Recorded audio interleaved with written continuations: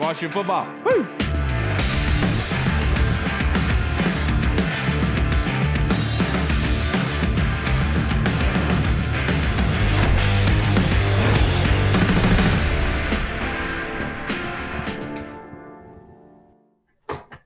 Hello, everybody, and welcome to the Burgundy Zone. I am your host, Kyle, and I'm joined by my co-host, Michael Hall. Reed will not be joining us for this episode. The Burgundy Zone is a part of the Frederick Podcast Network. You can find out more by going to www.listenfrederick.com. And we thought we'd bring in one of our favorite guests, Mr. Mitch Tischler of Monumental Sports Network. For this episode in particular, a status update on the team. Everyone's a little bit confused by what we witnessed on Thursday night, so we brought in Mitch to bring in some wisdom here. Mitch, thank you for joining us on this Monday evening, sir. How you doing?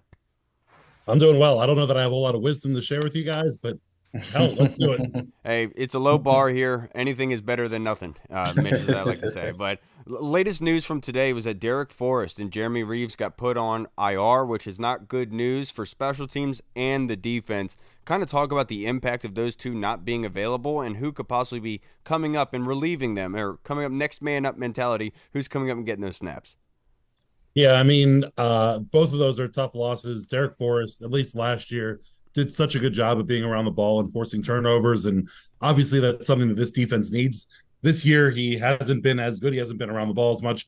I actually think he's struggled in coverage a fair amount. So it'll be interesting to see whether maybe, Percy Butler's a little bit better playing back there across from Cam Curl, maybe a little bit more consistent at least. And the Jeremy Reaves injury hurts just because he's such a team leader.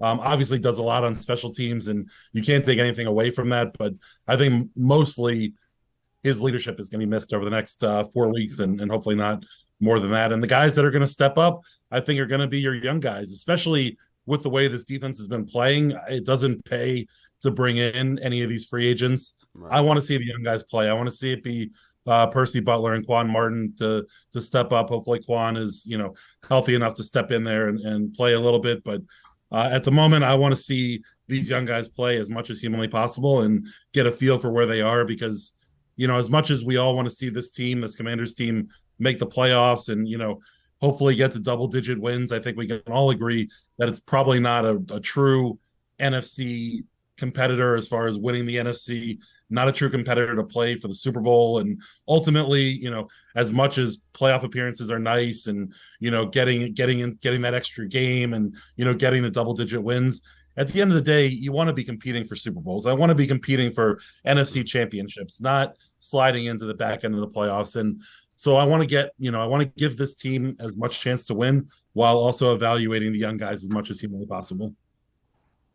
Yeah, no, I agree with you. Like, at the end of the day, like you said, you're playing to win games, yes, but you're also playing for the ultimate goal, which is eventually that championship game and then hopefully a Super Bowl at some point. So hopefully at some point we'll get there. I mean, it's been forever. Hopefully. But speaking of something that I wish was forever ago, this game is still fresh on my mind from Thursday just because we recorded Friday, but I had some plans, so I wasn't able to completely digest that poop show of a situation that we saw on Thursday. So just kind of thinking back to Thursday and everything that transpired on the field, what was your assessment of their performance Thursday? And I guess, what was your assessment of their performance?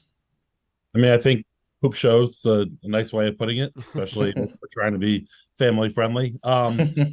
Defensively, I think they overcommitted to the run. I think they were so concerned about trying to stop the Bears' run that they left their corners in terrible situations, and you saw all of them get burned. Everyone wants to point to Emmanuel Forbes getting benched and how big of a deal that is, and obviously that's a big deal, but it's not like Benjamin St-Juste, Danny Johnson, Kendall Fuller, any of the other guys that went out there and played corner were that much better in the one-on-one situations that they were left in. I mean, you look across the league and you look at what teams do when they know that their best receiver is lined up, one-on-one with just about any corner. And you saw it, in Pittsburgh at the end of that game with the Steelers. They had George Pickens lined up with Marlon Humphreys, who's one of the better corners in the NFL, and said, hey, my best receiver's lined up one-on-one. I'm throwing him a go ball. And, Pickett ended up hitting Pickens for that touchdown. And essentially that's what the Bears did all day. Was they looked over, they saw DJ Moore was isolated one-on-one with anybody. And, across the NFL, there are guys struggle in one-on-one situations like that. Nonetheless, when the other team knows that essentially every down you're playing that sort of defense, it makes it relatively easy to pick on those corners. And so, you can get frustrated with what those guys did. And obviously you want better from them. But Jack Del Rio did them no favors, and the front four did them no favors because they were playing so hard to stop the run and didn't get after the quarterback at all. So it's not like you had a real issue where Justin Fields was feeling any sort of pressure in the backfield. And so all in all, I think it was a rather obvious game plan that kind of got picked apart immediately. And as has been kind of an issue, there weren't a ton of adjustments, and ultimately, we watched the team put up a effing 40 burger, excuse my language, on Thursday Night Football, which is essentially impossible to do. On the offensive side of the ball, folks want to be excited about Sam Howell, and in general, I am. I think that that's my next question for you. Okay, go ahead. Hit me with your question then. Sam Howell, for me personally, like we talked after week 1, right? And for me, I did not think that was a good performance out of Sam Howell. But he kind of bounced back in week 2 against the Bills. It was a different story. Week 4, he has a better game. For me, Mitch, it's the consistency. We need more consistency out of Sam. It's good to have 2 out of 4, but that needs to be more of like a weekly thing, right? Certainly. Yes, you want more consistency. To me, it's something that we talked about on our podcast before the season, that with this quarterback, him being a young quarterback, forget the 5th rounder, just being a young quarterback, you're going to have a little bit of a roller coaster. Mm-hmm. And so along the way, I want to see his lows be not so low. Correct. And his highs continue to grow and be higher. And I think if you look at kind of the season, his low against the Bills was pretty darn low. Yeah. And I would say this low against the Bears, particularly in the first half, was pretty low, but better than it was against the Bills. And now that's, taking the rosiest approach to this game, in my opinion. I think that, big picture, when we get to the end of the season, I hope that we're going to look back and see kind of this roller coaster kind of moving up the chain, and you're going to see the good performances be a little bit better, the bad performance not be quite so bad. And so ultimately that's kind of how I look at it. At the end of the day, you can look at the numbers, and Sam threw for almost 400 yards, completion percentage of, almost 70 something percent, 75%. Yep. Those look good on paper.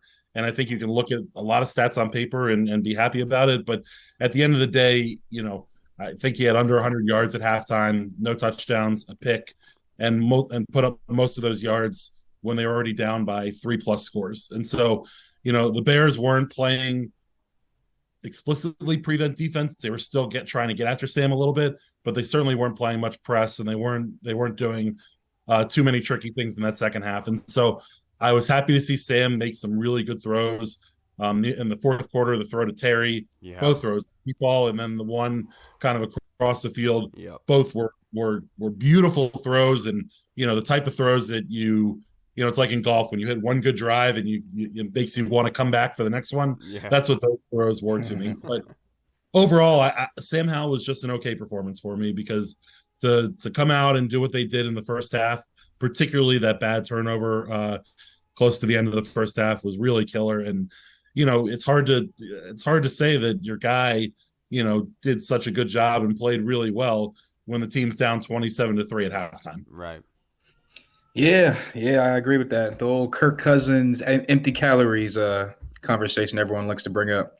But hold on. I will say, Kirk was a master of empty calories. I'm not saying that Sam is doing that yet, but because Sam's still got a lot to prove, and he's still got to learn to read defenses and not take sacks and all the different things. So there are no empty calories at this time in the general world of Sam Howell and playing through these games, even if he's putting up numbers at the back end of a blowout. But you got to see it earlier in the game, and like you said, Kyle, you want to have a little more consistency. Yeah, and stop running out of clean pockets. Sometimes that is a thorn in the backside, actually leads to sacks more so than helping of anything. Sorry, Hall. Right, and speaking of inconsistencies, it seems like year to year, this defense is one year they're top 5, top 10 rated defense. The next year they're 20 something. The following year they're a top 10 again. And here we are this year. They're giving up 30 plus, I think 32 points a game or something like that right now. 31st in the league, yes. Yep, 31st in the league, and they're giving up a bunch of yards. They're getting killed in the passing game. Obviously, Justin Fields has exposed them. What do you think is the biggest reason for the defense's inconsistencies from 2020 up until now? And do you think that they are fixable things going forward for this season? Ooh, yeah, a lot to unpack there. I think this defense is a little bit like the Dallas Cowboys, where they generally feast on poor competition and then get better and then do better. And then I'm talking about season to season, not necessarily game to game, because we are coming off Justin Fields, torching them for whatever it was, 300 yards and 4 touchdowns. But last year they had a little bit of a weaker schedule, good numbers. 2 years ago, they had a stronger schedule, bad numbers. 3 years ago, weak schedule, good numbers. So I think you're kind of seeing at this point in year 4 of this defense, unfortunately, I think they kind of are what they are. And their inability, you can look at all the paper numbers of Chase Young getting the quarterback and he ranks here, this, that, and the other thing. They're a shell-shocked front four. They don't know what to do. And they're playing and they're we hear about it all the time with guys in the secondary or wide receivers where they're thinking and not playing instinctually. I think that's what you're seeing out of this front four. The Josh Allen game, I think, screwed them all up in the head, and the way that Josh Allen was able to kind of take advantage of them and run around and get open and get the ball to guys downfield. I think you saw that carry over from Buffalo to Denver to now Chicago, where the guys are rushing, they're either rushing, unabashedly and just trying to go get the quarterback and getting out of their lanes, or they're rushing in their heads and they're not playing instinctually and they're not getting any pressure on the quarterback. And ultimately that's a problem. And maybe it starts as a coaching problem in terms of, not putting them in the best position to succeed. But ultimately, Jack Del Rio keeps calling this defense with this general assumption that he can get home with 4 rushers. And they've shown time and time again, and honestly, year in and year out, that despite all 4 of them being first round picks, they don't get to the quarterback as much or as consistently and safely, I would say, as you want them to. And calling a defense when the initial onus of the defense is that 4 guys are going to be able to get there kind of puts you in a bad situation because those guys don't get there, and it carries on back to the secondary. And so, there are issues all across the board with this defense, and we're seeing it. They're 31st in the NFL, so they and the Broncos are both, if they continue this pace, will set the record for most points given up in NFL history in a single season. And yeah, most of those teams that are up there are 16-game seasons, but there are a couple 17-game seasons up there that have given up a ton of points. I think the most points given up in a 17-game season was 508 or something like that, and the Commanders are on pace for giving up 544. I mean, regardless of team and all that stuff, almost competitively, athletically, you have enough guys who are as gifted as they are. It doesn't make sense that this continues to be an issue. And ultimately, I think, if you're going to start getting to the should Jack Del Rio be fired question, you run into a second issue where there's not a lot of experience below him as positional coaches go on the defense. And so you'd have to figure out where you replace him with. And if you're replacing him with Ron, calling the defense, so be it. But you can't tell me that Ron's not involved in it in some capacity now. So really, where are you going with this? And I think I tweeted the other day, Juan Castillo, who's the run game coordinator and de facto offensive line coach or partial offensive line coach, is the only guy on this team that has NFL defensive coordinator experience when he was back in Philly. So it's good and it's all good and well to call for Jack Del Rio to get fired, but practicality wise, I don't know that there's really a place where this team goes this season right now that makes it kind of feasible to get rid of him. I get that. Now let's move on to this weekend, going against the Atlanta Falcons in Atlanta, facing. Hopefully, we won't see Taylor Heineke in this game, but Atlanta's defense is really good. Mitch, they're 10th in points per game, they're 5th in the red zone, they're 5th in third down percentage, and they're 7th in passing yards. That being said, tonight is the I think a little. You forgot the biggest stat of them all. Desmond Ridder, since college and NFL, I think even going back to high school, never lost a home game. But that being said, more importantly, Brian Robinson has a little special coming out in NFL regarding his game coming back. So the running backs and their usage in this game, because obviously they threw for 55 times straight to end that game last week against Thursday. How do you think the running backs are going to be used in this game? They certainly can't end up in a situation where they throw every down for the final 2.5 quarters. I think that got away from Eric Bieniemy a little bit. I'm sure if you asked him, he probably didn't recognize that was the situation. But also, when you dig yourself a huge hole, that's what happens. And the Bears, I believe, hadn't scored a first quarter touchdown leading into that game, and obviously went out and did that. And all this talk about starting fast and creating turnovers for the defense is all good and fine. Obviously, that's not happening, and you're ending up putting your offense in a bad situation from the get-go. The offensive line is much maligned and aren't particularly good in and of themselves. But when they're in double-digit, when the offense goes down double digits, defenses know these guys are passing the ball, and it puts them in even more of a disadvantageous situation, if that's even a word. So, they're going to have to run the ball more. I think they're going to have to use a lot more of that quick game. I think the screen game to Brian Robinson and Antonio Gibson, can kind of help slow down some defensive lines. But, Eric Bieniemy, I think, has shown some good stuff and shown an ability to, scheme guys open a little bit here and there. But he's got to get a little bit better of getting some balance into this offense and running the ball a little bit more. And, you can't go through a game where Brian Robinson has whatever it is, 6 carries and and the team Sam Howell's your leading rusher, right? Yeah, but none of those were Sam Howell designed runs. Right. They ran 60 plays, and 1/10 of them were designed run plays. You're not going to win football games that way, and certainly you're not doing anything to help an already beleaguered offensive line when you do stuff like that. Absolutely. Totally and utterly agree. But last time that you were on here, Mitch, you put us on the spot and got us our predictions for the next game that was coming up. So we got to put you here. What is your score prediction for this game and MVP? I don't feel particularly good about this one. The Falcons are good at home, and kind of everything the Falcons do well is what the Commanders struggle with. I don't know how the Commanders are going to handle Bijan Robinson, particularly in the pass game. I think he might kind of run wild and take advantage. And I mean, think about it. Kyle Pitts has done nothing this year. He's been pretty much a ghost on that offense. The Falcons are going to score. I mean, that's just where we are. We know that that's going to happen.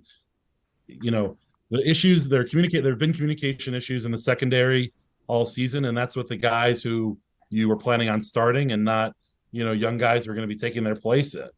You're putting a lot of ask on Quan Martin early on in his career, and you should, as a second round pick, he should be able to answer, but clearly he's not entirely ready right now, and he's been dealing. He had the thumb injury and he had the concussion. I mean, he's had some issues. I got this one at 34-30 Falcons. Oh, no, I hope it's not a 30-point game. That's going to look even worse, Mitch. You had something else to ask, Hall? Yeah, I was going to say one last question, kind of just to piggyback off that. Say they come out Sunday and Atlanta does win the game, but it's another lopsided kind of dominant win, if you want to say, on the Falcon side. What do you think the talk around town will be come Monday morning and throughout the day? What's the talk around town now? It's going to be I mean, it's the same. It's going to be the same set of discussions. It's going to be the same. Fire everybody. Ron sucks. Get rid of GM. Get rid of all this stuff. I think Josh Harris. Get rid of all. Folks are ready. Yeah, folks are ready for the Dan Snyder era of things to end. but for Josh Harris to step in and fire everyone tomorrow would be very Dan Snyder-esque. Yes. Right. Thank you. Thank you. Those are the types of things that Dan did. Now, I think Josh is very much building a case and, getting all of his notes in order and all the, stickies in place. And so that when the time comes, and says, hey, I'm probably going to move on, he can point to, hey, you got blown out on Thursday night. Hey, your defense is giving up all this. Hey, all these different things. And he has all the ammunition to back it up. But this season, to me, especially if the defense is going to continue to play the way they are, is about the development of Sam Howell and the organizational trajectory, moving the organization from the quarterback abyss to maybe quarterback relevancy to hopefully ultimately quarterback supremacy. But you can't get there without taking the steps that you need. And if you go out and fire everybody and maybe you promote Eric Bieniemy to be your head coach, who hasn't done that yet. I'm not saying that he can't, but to mid-season to promote him to that and take some of his attention away from the offense and some of his attention away from what they're trying to, create with Sam Howell, to me isn't a great situation. And so if the defense ends up being bad and, even historically bad, it's more of a, okay, we know where we got to start next year. Right. Coaches are gone. GMs, are going to be gone. Probably not going to pay Montez or Chase and, start kind of rebuilding from there because what you have clearly isn't working. And to me, to get rid of everybody would hurt Sam Howell and his growth.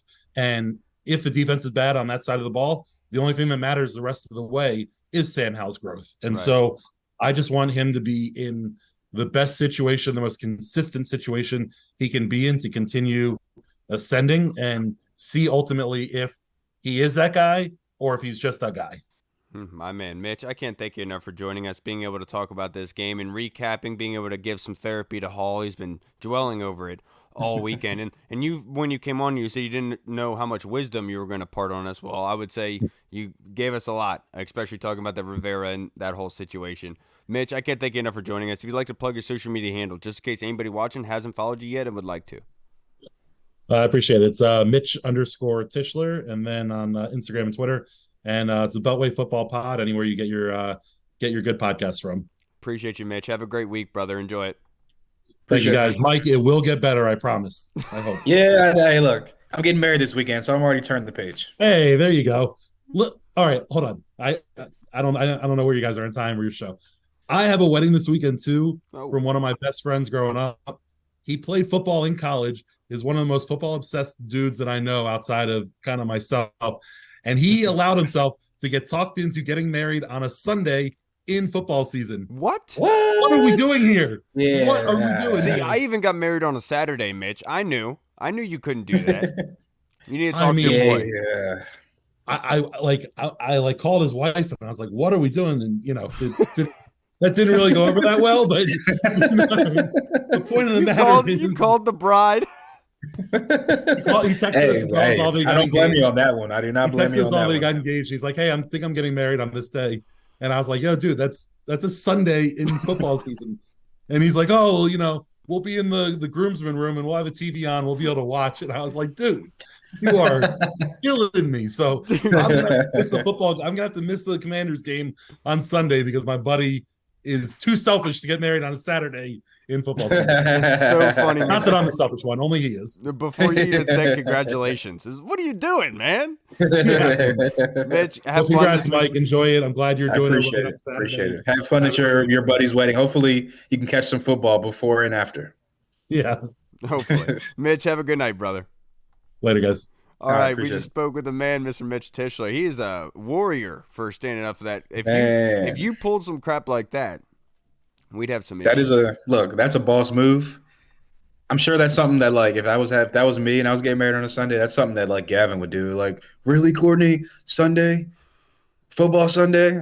Look, Courtney, I didn't tell him to call you, that he did this all on his own. It shows Don't the take it out on me. cojones of Mitch. He went straight to the source. He was like, this. Right. It was like the help hotline. Like, this is no. I absolutely love it. Now we are joined by our next guest, Mr. Cory Sanchez, to finish up this episode. How you doing, brother? I'm doing good, gentlemen. Doing good. I feel you got good. all the anger out over the weekend? Until people brought it up, No, I haven't. I haven't got the anger out. I'm still mad because you know what? Work, we had homecoming weekend and I was so busy I could not think about it until people started bringing it up. I had like flashbacks. I almost flipped on an old lady who said go Bears, and she was talking about the high school team that we covered, and I was like, I said Tammy, like, oh, you're talking about the Union Bears. Okay. I was like, gotcha. Okay. All right. Tammy, I'm about to slap you. I'm like, oh, Lord. I said, I'm about to lose my job. Not today, Tammy. Not today. Not today, Tammy. Not today. Oh, that's awesome. Corey, yeah. It's always a pleasure to be able to come on here and talk to you. You know, obviously we got to do our fan questions to wrap up this episode, and it's really going to look into this weekend and past weekend, what kind of when we get fan questions, it's a lot of all the way through the spectrum of how people are feeling. And so the first question we have is from the Discord, Mr. Andy Lockhart. Thank you, brother, in the UK. Oi! And the 1 Point Safety Show. His question is, Corey, if you was in Ron's job role as head coach, why do you think Ron has neglected the linebacking core? I have no idea.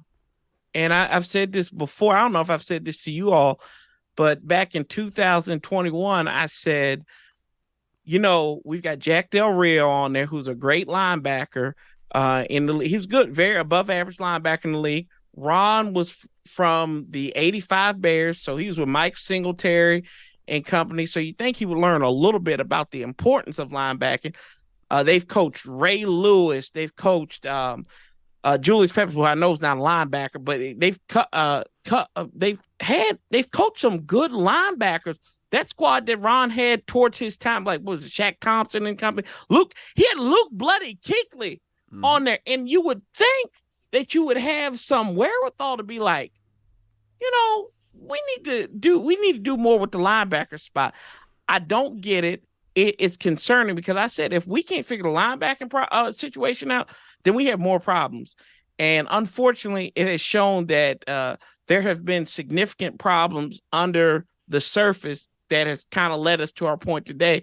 And I'm trying to say that without freaking out, having a Tammy moment. But, you know, I really don't know, man. Leave Tammy out of this, Corey. Yeah, I've said it before. You want your head coach to play chess, right? Not checkers. Guess what, boys and girls? He doesn't even play checkers. He's playing connect four with the bottom out of it. Oh, don't say that, Corey. Don't make I hate to say it, Kyle, but it's just how I see it, bro. It's just St. Kyle's battleship. No, yeah. I won't say that he has neglected the linebacking core, Andy. What I think happened is that they completely whiffed on the opportunity for a linebacker. You know, they were bought into this situation, and the circumstances permitting, it did not happen. Because, you know, when you watch the All-22 of Jamin, I've been a huge defender of Jamin, but look at it. We're in year 3, bro. At this point, you should be playing in a different way, and he's still confused. And I understand that you have to be able to have outside contain before committing inside to that run before you hit that hole. But the fact is, it's still not normal to him. Like, it still seems like he's foreign to it. Whereas, like, to your point about Luke Kuechly, obviously he's a first rounder, a top 10 pick. There was a reason why he went that way, and analytics will tell you that's always a horrible decision to draft a linebacker that high. Carolina liked it, obviously, but you never saw that with Luke, where he was lost, and you kind of see that with Jamin. You see that with Cody, and obviously Cody has an excuse because he's new here, I guess you could say, but he's a veteran. He should know at this point, but they're lost. And I think that this has been a failure in trust in the linebackers and what they can do. And look, I'm not going to put everything on the linebackers. They're not the ones out there biting on double moves and everything have you. It just seems like every single unit is getting hit by the other one. They're not helping each other. They're hurting each other in different facets and ways. And that's what I think the big issue is that we're trying to point blame at certain things. It's really not that. But I will say this. Every good playoff team last season had a good linebacker on their squad. You know, talking about Logan Wilson, you can go down the list. They all had or Nick Bolton with the Chiefs. They all have good linebackers, but it's something that is kind of looked the other way, because you could almost say that this regime is trying to be ahead of the curve and saying that linebacker is kind of being shifted out of the way. But now we're kind of seeing with the 49ers, well, maybe that's not the case. Maybe you do need two linebackers that are legit good, and your defense could be over the top with it. But I think there's a lot of confusion here, and I think the linebackers have let down a lot of people. Yeah, and to your point, like we talked about this last year where teams were spreading, like going to a lot more like 3 wide receiver sets, 4 wide receiver sets, a lot of like 21, 31 personnel. And they were seeing the light boxes and then running the ball. So it's essential to have that middle linebacker or that stout linebacker that can shed through the blocks, shed through the line, and get to the ball carrier because it's basically going to be a one-on-one type situation with such a light box. So to your point, linebacker was getting phased out, but it's become more essential because of the whole spreading the defenses out and trying to create that mismatch with the light boxes. But to your point also, I don't think that in like their eyes, they didn't neglect the linebacker situation. In their eyes, they were fixing it and adding a guy like Barton to a good and wanted to make the run better. But it just like obviously Jamin Davis has gotten better since his rookie year, and that he's not where he should be or where probably he wants to be. And I'm pretty sure that he's not where the coaching staff wants him to be at yet either. And it's actually like kind of disappointing. And it's like you said, it's kind of a failure because the knock on Jamin was, okay, he only had 1 real year starting football in college at Kentucky. Right. He's going to get better with more reps and more snaps. He's gotten all the snaps. He's gotten all the reps. Right. And yes, he's gotten better, but he hasn't gotten to that. I'm not even going to say like that, obviously, Fred Warner, guys like that. Let me ask you a question. Would you, Corey, you can answer this if you'd like to as well. Mm-hmm. Would you feel comfortable with a 4-man front and only Jamin as the linebacker on the field? I would say no. Yeah, I would say no because he's a liability in coverage still. Because again, you go to spread guys out, and you're going to have a guy like a Dallas Goedert who's in our division, or I don't want to hate on Jamin. I don't. It's just like that's the fact of the matter. When we made the pick, I was like, I like that. I like the pick because he was still athletic. Me too. We have guys like Dallas Goedert at the time, Dalton Schultz, all these good tight ends in our division. I was like, okay, look, you want to try to combat the middle of the field. You got a guy that can run sideline to sideline. He's an athletic freak. He's just going to get better with time. And yes, he's gotten better with time, but it hasn't been to where it should be as a first round top 20 talent and top 20 pick. So all in all, like I said, I don't think that they have neglected the position, and in their eyes, they solved it and fixed the room. But obviously that's not been the case as of yet. And honestly, it just goes back to a thing that Washington has done for years, different coaches, different regimes. They bring guys in, like a Cody Barton, like a William Jackson III last year, that they don't fit the system, but they try to fit a square, a peg into a circle hole. Like, Landon Collins, exactly. Whatever the freaking square peg into a round hole. I know what you're saying. It's just funny the way you put it. That one. So I just think that, I mean, like Mitch was just talking about before, if the defense is not going to get better and they're just going to continue to play like this, obviously at this point in the time, the entire roster has been flipped over and turned. This is Ron's guys. These are the guys they wanted. These are the guys you have to finish the season with. So it is what it is at this point, and hopefully it'll get better, because if not, it's going to be a long season for the defense. And kind of what this is, I don't fault Jamin for his lack of success.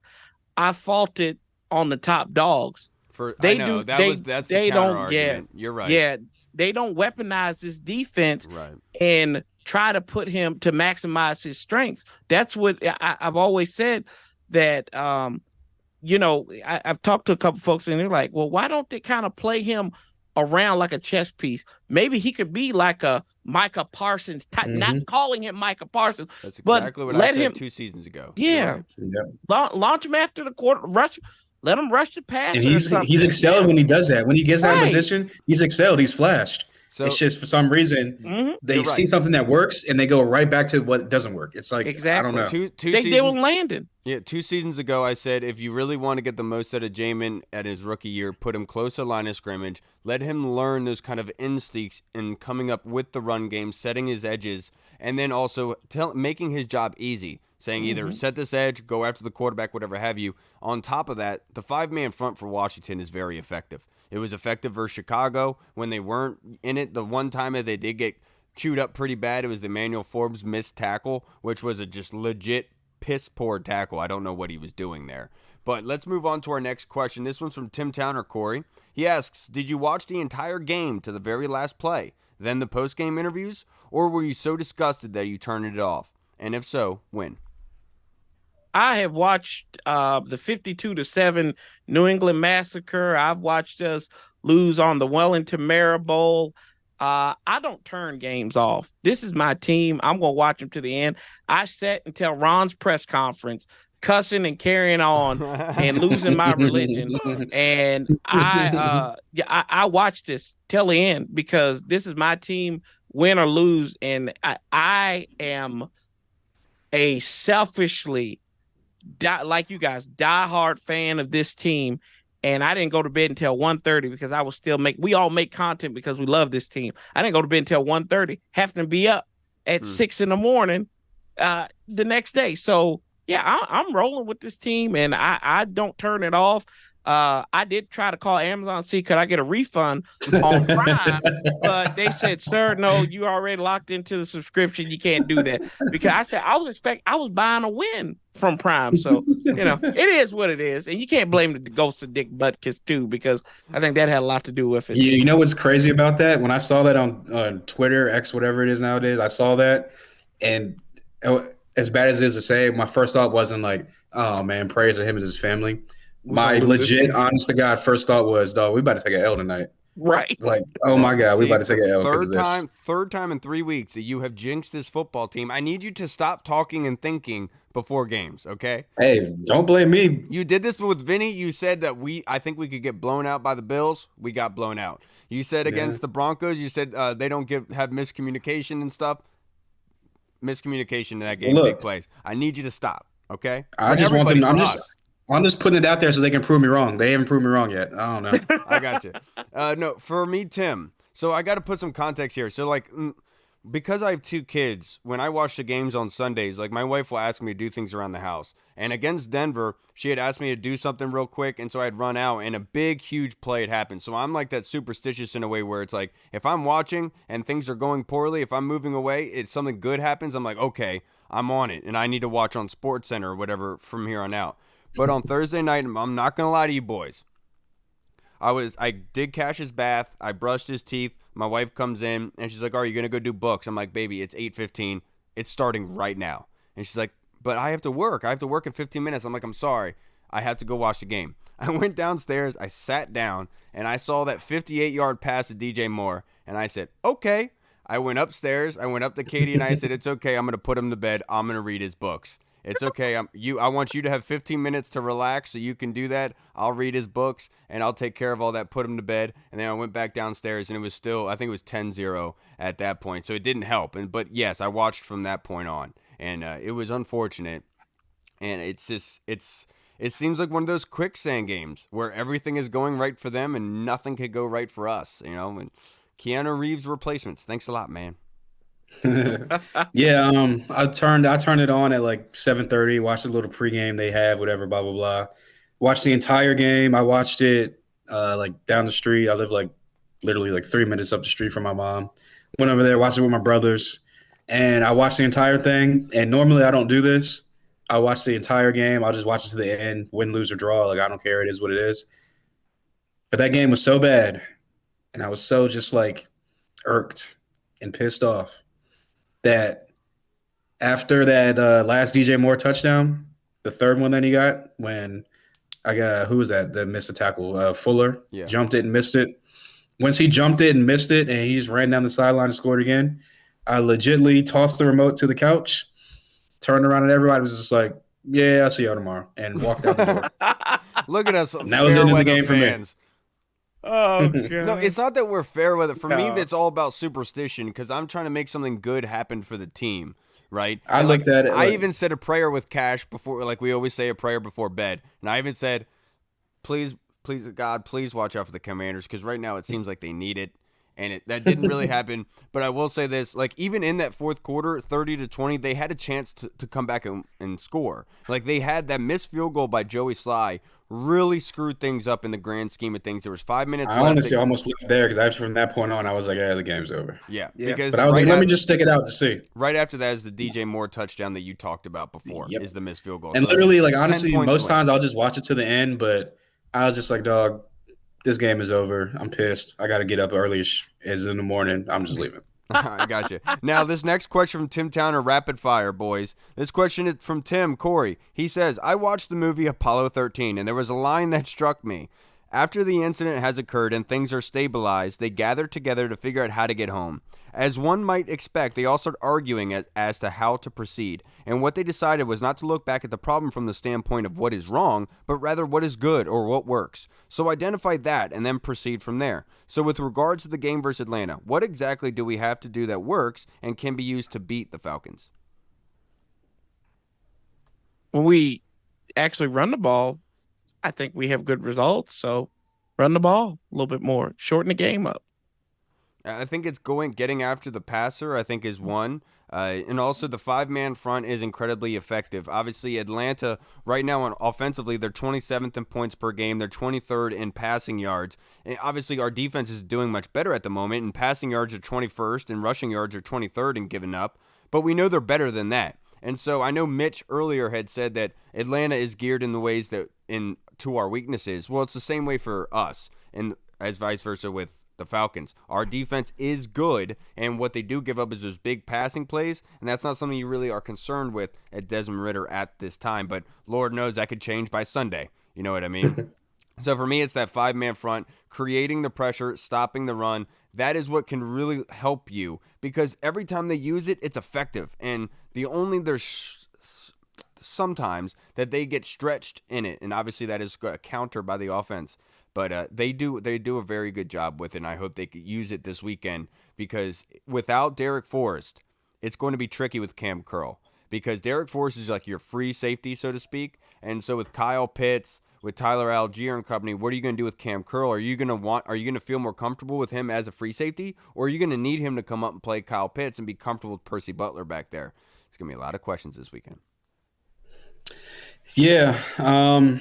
Like Corey said, I would say run the ball, keep the game more balanced. Look at the Philly game. We had a balanced offense. We were running the ball. We were averaging like 4+ yards a carry, keeping it between second and manageable, third and short, which is good for the offense. And it also shortens the game up, which against another team that likes to run the ball and kind of shorten the game up, you're going to need that. Second thing you can do is, whether it's a 5-man front, whether it's bringing Jamin off the edge or up the middle on a gap blitz or a B gap blitz or something, or delayed blitz, send a 5-man pressure, because we've seen that if Desmond Ridder is rattled early and often, it kind of throws him off for the entire game. And oldest looking young quarterback ever. I love Desmond Ridder. I liked him coming out of the draft, but I'm just saying, he's a grown man, though. I will say that. Yeah, I enjoyed him on the Toy Story broadcast. I watched it with my son. Last thing is, I would say is, do we get a turnover against the Bears? No, right? No. There was multiple opportunities, but no. Yeah, get a turnover. We got a turnover against Arizona. We won the game. Got a turnover against Denver. We won the game. Hey, good. Have we ever had any turnovers since then? I don't think. We got a turnover against Buffalo. We got an interception against you're right. We did. Dang it. You did. Corey. Right. But Corey, look, at the end of the day, you can also say that if it wasn't for the offense turning the ball over 5 times, twice in the red zone, who knows how that game would have ended, or at least it would have been closer. But end of the day, those 3 things are going to be key. Get a turnover or 2, run the ball, bring some pressure on Desmond Ridder early. This next question in the Discord from Aled. This is going to be rapid fire, Corey. This is a really good question from him. Do you think the coaches have lost the locker room? I don't want to say yes, so I'm gonna say maybe, just because that's the flattest I've ever seen this team come out, outside of us getting shellacked in that Sunday night against Dallas. So I would maybe lean possibly. I don't know for sure, because the verbiage coming out of the locker room hasn't been terrible. So I'd be like possibly, but not for sure. Yeah, and the weird thing is, if it is lost anywhere, it's probably offensively, which you wouldn't expect because of Charles Leno's comments. He's the only one that's gotten even close to that. Obviously, Rivera on Friday had some choice words about the calls that are on the defense. He kind of snipped at Sam 48 today, and Sam kind of uploaded the video later. Look, man, I don't think that they've lost the locker room. I think that was more based on execution and guys falling asleep on the field. And the one thing about leadership, I love this quote, is that good leadership should be that you already know that you're going to be questioned. You already know that anytime you're in any position of leadership, you're going to be questioned, and you have to be okay with it. And that's how I kind of see this situation at the moment, is that the players just need to execute. The plays are there. They're just falling asleep, and they're not playing as one complete unit. Just from my point of view, and I don't know shit. Yeah, I would say not yet or no, just for the simple fact of they haven't really gave up on a game. Like they haven't really given up. They've gotten blown out by the Bills, yes, but they were still trying to fight in that game. They were just turning the ball over left and right, falling on their face, and just couldn't get out their own way. Against the Bears, obviously they went down early. They could have come out in halftime, and they could have came back out flat again. They came out with their hair on fire and kind of almost got themselves back into the game if it wasn't for another more mistakes on their own end. So I would say no, not yet. And then when you look at guys like Jonathan Allen and Terry McLaurin, who are the captains of this team, they're not going to let the locker room like get lost as far as like the coaching and stuff like that. They're going to keep guys like keep guys rallying and keep guys like interested in the game and into the season. So I would say no, not yet. But if they keep coming out flat on offense in the first half of games, defense keeps giving up big plays and just keeps getting burnt week after week after week, and it's just like a continual thing, then I do think that eventually it will wear thin and guys are just kind of eventually going to tune them out, whether it be Ron, Del Rio, or even EB. And Hall, real quick, this question is from Big Tony Shivers. Do you think the team will actually come out with a sense of urgency versus Atlanta? I actually do. I'm going to save my pick for this Thursday, which I was pretty confident going into it. Now these injuries are starting to pop up, so might shift it, but we'll see come Thursday. But I do think they'll come out with their hair on fire. And honestly, going back to that last question, if they don't come out with their hair on fire and ready to play on Sunday, then I will go back to this question and I will say, you know what? I think the locker room might be lost because you can't come out flat after a performance like that on Thursday Night Football on national TV. You just got embarrassed by one of the worst teams in the league. 14 games in a row going back to last season they lost. If you come out flat against an Atlanta team that you can not easily win, but you match up good against and can get back on the winning path again, you come out flat, then I'll say yes, the locker room has been lost at that point. They freaking better, Tony. I think with it, I don't think that we need to say anything to them. I don't think they should need to have anything said to them at this point. What you did on national television is not okay. And yeah, it was a short week, but so were they. And that urgency, that effort was obviously non-existent in that first half. They can't take so long to wake up and get punched in the face. You got to come in ready to go. I don't know if you got to use sniffing salts. I don't know, just nothing illegal. You know what I'm saying? Just get slapped in the face like Henderson on the Jaguars back in the day. Jack Del Rio knows what I'm talking about. Just do what you need to do to come into this game fired up and ready to go. And because Atlanta's offensive line is legit. They have a very good offensive line. And we cannot continue to depend on our defensive line to win us games defensively. At some point, you got to put something together and help those guys out because it's a butterfly effect, like Hall said. When you get those turnovers, that's when those wins start coming. It's all a cumulative effect. When they start dominating, things happen. And look, Atlanta's a good team, but at this being said, I'm not lowering my standards. They have to come out with urgency. If they don't, I think Hall's right. That's when you start looking around saying, ooh, what's going on here? Now, this next question is from the Colonel, Corey. He asks, they don't hand out the Lombardi Trophy for Week 5 performances, and injuries will definitely impact who's hot now and who's hot Week 17. That said, the Commanders have demonstrated the ability to compete at an elite level Week 3, the Eagles into overtime, but also the dregs of putridness. Week 5, the Bears. Brainstorm, if you will. What catalyst do the Commanders need to make the winning the rule rather than the exception, i.e. fire a coach, trade for Aaron Donald, kidnap the opposing star players' children?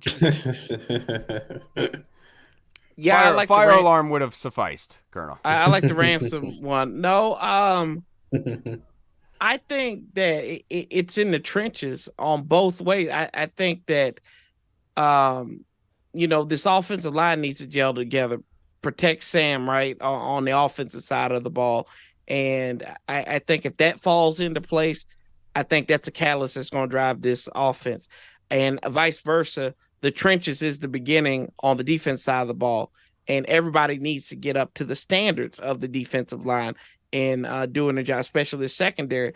I made the joke that sometimes this defense comes off a little conservative, and I say it makes Fox News Channel look like BET sometimes. But I think that the catalysts are in the trenches. Those are your catalysts because you win the battle in the trenches. Look at all these good teams that win Super Bowls. The Chiefs have a good offensive line.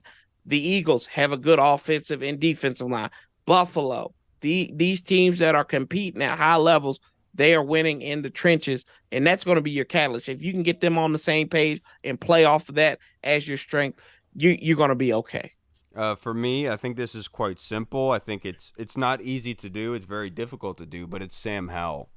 If Sam Howell can be consistent in his production and what he does on a weekly basis and not put them behind the sticks and not run into sacks and running out of clean pockets that lead to sacks and stuff like that, just letting the game come to him, be smart with the football and putting points on the board when this team needs it.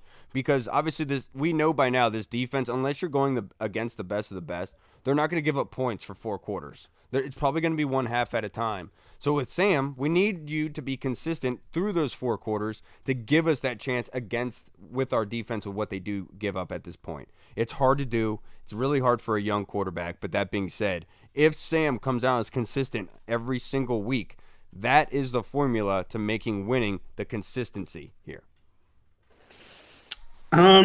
I would agree with your assessment, your answer, Kyle, but I would flip it to the defense. If the defense has to be consistent, because this team was built from the defensive line and kind of built around that.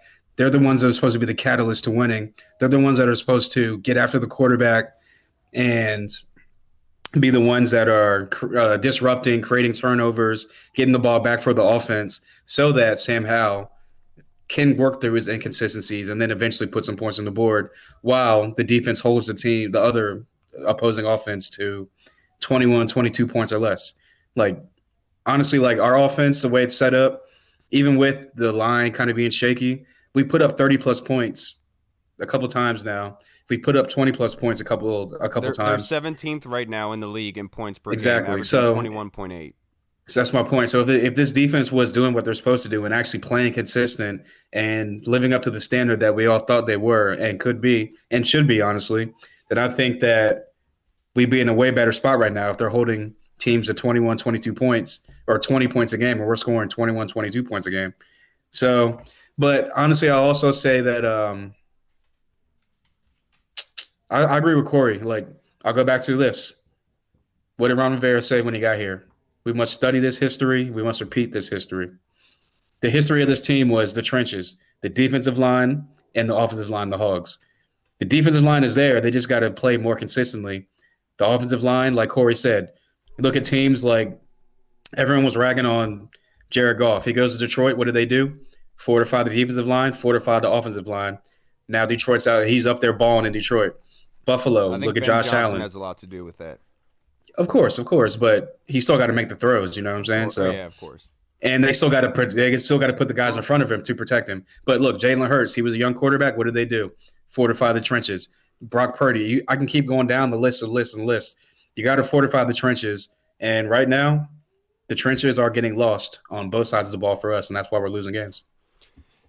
Yeah, I would agree. I think the teams have kind of realized that they can run at our front four, and they can double team, combo block the defensive tackles, and our linebackers are not going to be quick enough to get up there and get through the block. You know what I'm saying? Do you realize that, like, there was, like, on Twitter on Thursday night after the game, there was people saying that, like, they were showing, like, multiple guys at the line. They were dropping some, rushing some.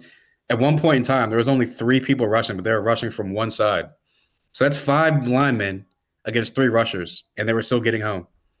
That's how bad this offensive line has been. Like, you know what I'm saying? Like, it's unfathomable that you can't block 3 guys with 5. You're right. Now, this last question, Corey, real quick. This is from Tony Franchise on Twitter. He says, I see this fan base is giving Chase a lot of grief and saying he's not getting sacks.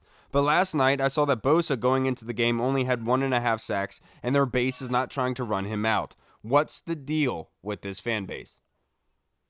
We're hungry. They're hungry. There are people in the fan base that are hungry, and I think they miss because we see shiny cars like Bosa and everything, and we want that. Like, man, I wish I could have it. Man, I wish I could. Like, we see it on Twitter and X and everything. It's like, well, if we had this guy, it's like the Jamin Davis thing.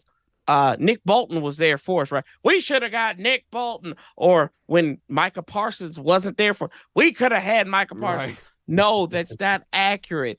The problem is that sometimes you don't have the nurturing of, these guys and everything. And that could be a coaching thing, right? Like our linebackers. I still wonder why Steve Russ is here. I don't know why he's still here because we haven't seen the improvement. That's what I think we see. Chase has his own demons, and he should be criticized as go. But I think some of the stuff is a little unnecessary at times. But yeah, I think we see that, and we're like, oh, why can't we have that? We always get the damaged goods and everything. So, I mean, it's hungry and it's envy. But that's the only thing I can really amass in that one. Yeah, I'll just speak for myself. I love Chase Young. I think that he does a good job of rushing the passer, getting after the run when he does the right stuff, when he's not guessing wrong. That's what I'm attributing it to. What is the deal with this fan base? It's funny. I talked to two older gentlemen at a job site a couple weeks ago, and they saw my hat. They're like, yeah, you got the right hat on. I was like, thanks, sir. And he was like, you seem like a smart man with that. And I was like, well, sir, I always say if I was a smart man, I probably wouldn't be a Washington fan.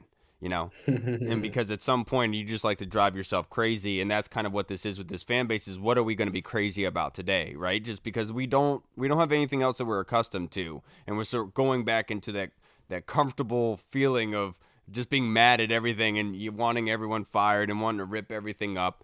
It's typical. It's just understand that everyone copes with things differently.